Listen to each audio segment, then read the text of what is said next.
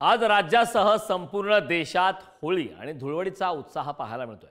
सकाळपासूनच लोक रंगांची उधळण करत धुळवंदन साजरा करतायत। मुंबई, पुणे, नाशिक, संभाजीनगरमध्ये धुळवडीचा उत्साह पाहायला मिळतो। तर कोकणातील प्रमुख उत्सव शिमगोत्सवाच्या जल्लोषाला सुरुवात झाली। पारंपरिक पद्धतीने कोकणात होळी साजरी केली जाते, त्याची दृश्य आपण पाहतोय। मुंबईच्या जुहू बीचवरती ही दृश्य आहेत, तर उपराजधानी नागपूरमध्ये दृश्य सुद्धा आपण पाहतोय। रत्नागिरीमध्ये सुद्धा शिमगोत्सवाची जोरदार तयारी सुरू आहे। शिमगोत्सवाचा उत्साह पाहायला मिळतोय। मुंबईच्या दादरमधील सुद्धा ही दृश्य आहेत, तर जालना आणि छत्रपती संभाजीनगर या ठिकाणी सुद्धा होळीचा उत्साह पाहायला मिळतोय। धुळवंडीचे रंग त्या ठिकाणी रंगबिरंगी रंग उधळले जात आहेत। ढोल ताशाच्या गजरात नृत्य सादर करत या ठिकाणी होळी साजरी केली जाते। राज्यभरात ठिकठिकाणची दृश्य आपण पाहतो, त्यामध्ये जुहू, मुंबई, नागपूर, रत्नागिरी, दादर, जालना आणि संभाजीनगर या ठिकाणची दृश्य। या संदर्भात ताजी अपडेट देण्यासाठी आपले प्रतिनिधी उमेश बुचडे आपल्या सोबत जोडले आहेत। उमेश, राज्यासह देशभरात आज होळी आणि धुळवडीचा उत्साह पाहायला मिळतोय। काही ठिकाणी पारंपरिक पद्धतीने शिमगोत्सव सुद्धा साजरा केला जातोय। कशा प्रकारचा उत्साह आज पाहायला मिळतोय?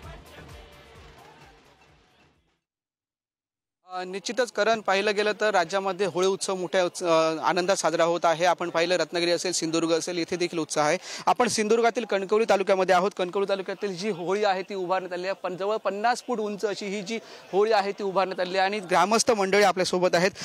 त्यांच्याकडून जाणून घेणार आहोत नेमकं कसं असतं ह्या होळीचं नियोजन आणि कसं असतं ह्या उत्सवाचं। काय सांगाल का, कसं नियोजन असतं?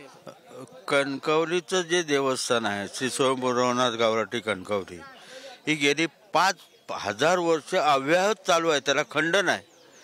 त्यामुळे इथले जे सण आहेत, ही भूमी परशुरामाची आहे।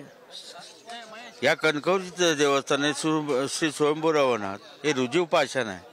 त्यामुळे इथे या लाटीला खंड नाही, अव्याहत 5000 वर्ष चालू आहे। प्रत्येक सण आमच्या पूर्वजाने पेठ आणि गाव एकजूट केल्यामुळं प्रत्येक सण, आता होळीचा सण, आदल्या दिवशी हजारो माणसं जमणं, रानातून मोठी 50-60 फूट उंचीची होळी, आंब्याची होळी घालतात आमच्याजवळ, तर ती होळी तोडून आणणं 8-10 वाजेपर्यंत, घरी जाऊन जेवून परत येणं आणि ती 2-2:30 वाजेपर्यंत उभी करणं, पुरा गाव जमतो, ती उभी केली जाते।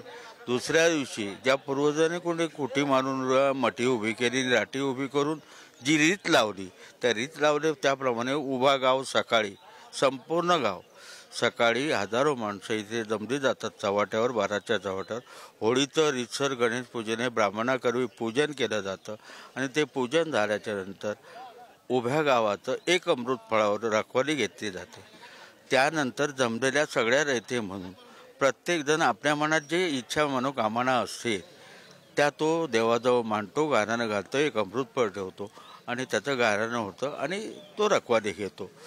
आमची होळी, आमचा पूर्वज हा हुशार माणूस असल्यामुळं एक 5000 वर्षानंतर या गावाचं 10 घरांचं 10,000 घरं होतील ह्या अंदाजाने त्याने आमचं 5 दिवस रोंबाटाचं होळीचं, 5 दिवसांचं 10 दिवस, 5व्या दिवशी आमचं निशाण पेरायला गेलं।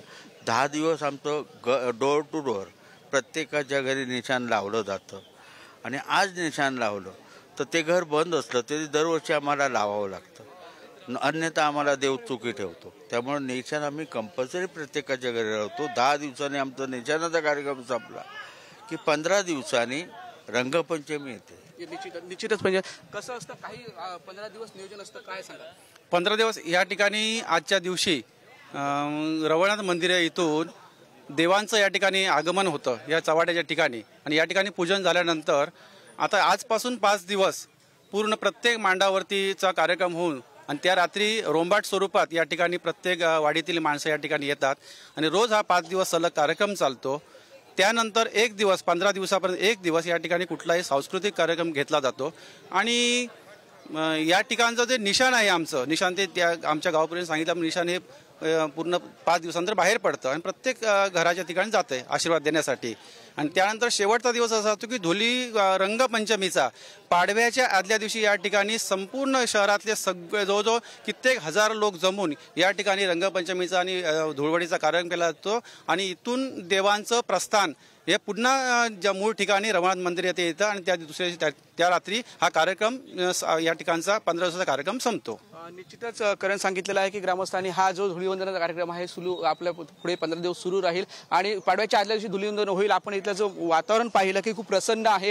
ग्रामस्थ आहेत ते मोठ्या संख्येने येथे ज्या होळीच्या निमित्तानं नारळ वाढवण्यासाठी आलेले आहेत. मनात त्या इच्छा मनोकामना पूर्ण व्हाव्यात अशी इथे मागणी करतायत आणि त्यामुळे कोकणामध्ये होळी उत्सव हा मोठ्या उत्साह साजरा केलेला आपल्याला येथे दिसत आहे. एकंदरीत रत्नागिरी असेल, सिंधुदुर्ग असेल किंवा पूर्ण ठाणे असेल, पालघर असेल या ठिकाणी संपूर्ण हा जो होळी उत्सव आता एकत्रित आनंदात साजरा होतो आहे. आजपासून काही ठिकाणी धुलीवंदन देखील होईल. गावागावामध्ये काही जणांच्या 5 दिवसाच्या होळी असतात, काही जणांच्या 4 दिवसाच्या असतात, काही 15 दिवसाच्या असतात. तशा पद्धतीने हे धुलीवंदन आता करण्यात येईल. करण नक्कीच सुमेश, खूप खूप धन्यवाद या महत्त्वपूर्ण अशा माहितीसाठी. तर देशात आणि राज्यात धुळवडीचा उत्साह सध्या पाहायला मिळतोय.